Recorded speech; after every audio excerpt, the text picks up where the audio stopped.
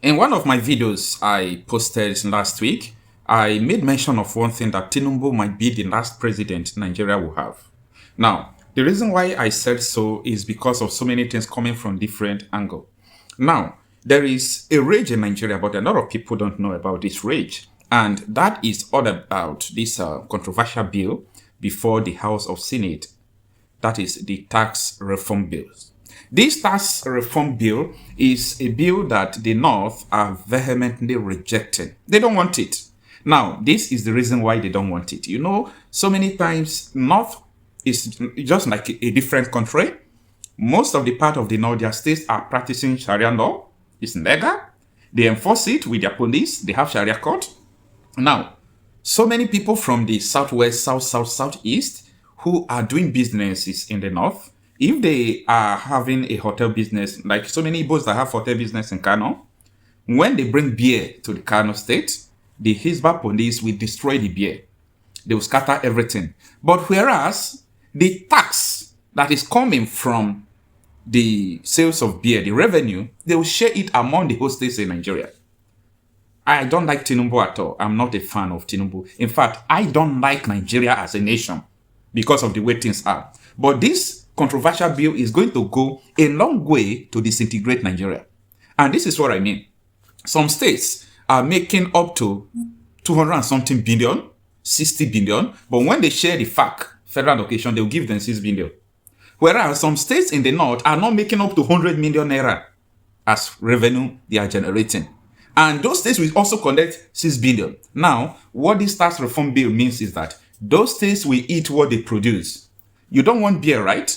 You are not going to take taxes from it. So, where they consume something, they pay tax there, the state will have the money. But this is more than what we think. Anything they not started discussing in the mosque, you know that it is over. And this administration, they are bent to doing what IMF asked them to do. They are puppets. What France, IMF, United Kingdom, what the West want them to do, that is what they are doing. Tinubu's administration is going to implement this tax reform bill, and it is going to divide the nation. It is going to divide them in different angles. And I was listening to one of the senator from the South, I think from Bayelsa State. He said something from the Senate floor today. He said, you can't be destroying alcohol in the North and getting ready to take the revenue from the alcohol. And that vindicates everything I have been saying about Nigeria, that we are not one.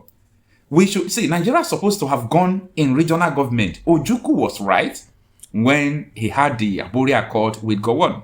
But Gowon fucked up, and I think he must have been regretting everything he did that led to the violation of the Aburi Accord. I want you to take your time and listen to this transaction in the Senate today, why I come back to explain more details about this. VAT is a consumption tax. It's not a production tax. Those who are in the states who consume services, the VAT accruing to those should be calculated and paid to it. I'm sure when we look at the details, we'll see whether there's enough mechanism to guarantee transparency and accuracy in terms of administration. Tax reform in our country. We don't have an economy that is taxation based and taxation driven. It's an economy that is sometimes difficult to track, sometimes difficult to predict. And that's not the best for us. In our system, if you look at the tax ratio, even in African countries, our tax reliance is just about 7% or even less, 7% of our population compared to the GDP, the tax to GDP ratio. This country is one of the least. And that doesn't speak to progress, it speaks to stagnation and backwardness. Even the African ratio is 15% tax to GDP. And it's understandable because the founding fathers of this country based economies, pre-independence, on taxation. Even taxing cattle, they called it jangali in the north. And people were paying. They could plan their economies. And that was when they did major things in all regions. But all of that changed, Mr. President. The moment oil was discovered in the creeks of the Niger Delta, 1957-58, Nigeria found free money in the creeks of the Niger Delta, and we left taxation, just as we left agriculture and manufacturing. So that's where we are. So the attempt by the current administration to let the governments of Nigeria, all levels, they run on tax and tax revenue, is something that I fully support. I am aware that some issues have been raised, and that is legitimate. We're a country of diverse people, diverse cultures, diverse expectations, and that's the beauty and the greatness of Nigeria. We cannot expect to be a country that speaks with one voice or sees things only from one perspective. All those are legitimate observations and fears and expectations. All we're expected to do is to harness all of this and enact laws in the national interest, which I believe, following our rules, after the second reading, at the committee stage, when the public hearing is held, everybody who has anything to say will be invited to say, as the chairman of the committee has said. Now, there are issues I am concerned with. Some of these issues that have been raised are also as a result of insufficient consensus building and consultation prior to the introduction. And it's understandable, as a former governor, why some governors express concern at the neck. That is legitimate. That consultation should have taken place. And I believe between now and at the end of our legislative activities, more consultations will happen. But that does not detract from the essence of the legislations that have been sent to us. For example, there is emphasis on derivation according to taxation. And the attempt now is to encourage states to be productive. And why not? A situation where states will abandon their core responsibility to create an enabling environment, attract investment, promote economic activities, so that that state can boost its revenues. That's a good thing. That's not a bad thing. I am concerned from where I come from the experiences you and I have, where oil workers are flown into oil platforms in Akwa Ibom, in Eket and Ibono, in Akwa Ibom, or flown into Bonny and other areas in River State, or flown into Brass in Bayelsa and in southern Niger area, and in Delta State in Ogola and Foropa, Ogola and Fokadus. We're interested that this is an opportunity for the payee taxes from those oil workers to be calculated and paid to the oil-producing states where those activities are generated, as against being calculated and paid to where the head office is located, as has been the case, where the tax is registered. And from the general principles underlying this bill, as I explained yesterday, there is a move and a commitment by the executive to address that issue of revenue derivation, to ensure that payee taxes, even for the oil workers that are flown in and flown out every day other than work, or 2 days, be calculated and paid.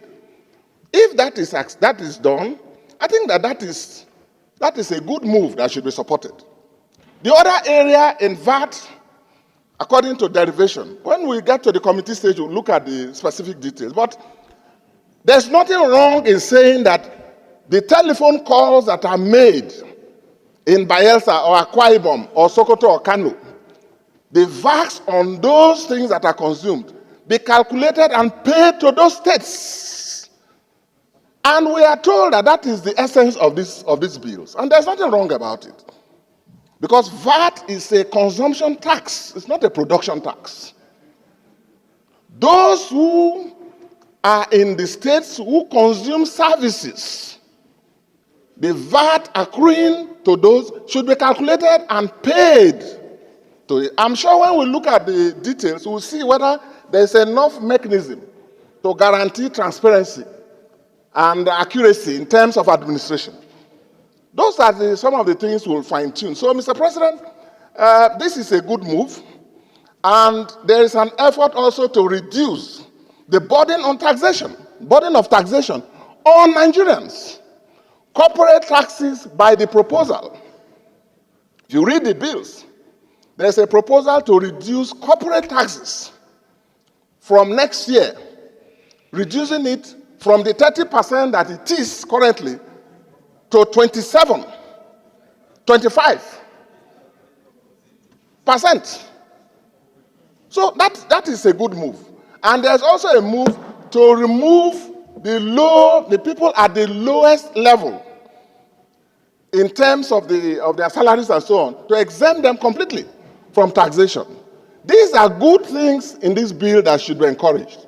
Mr. President, it is for these and other reasons, and principally, as a federalist, which I've been all my adult life, I see these bills as a move towards entrenching fiscal federalism in Nigeria, which I fully support. So, Mr. President, I use this opportunity to call on all my colleagues to agree that these bills, all four of them, should be passed for second reading to enable our committee and the experts and the general public engage in accordance with our rules. Thank you.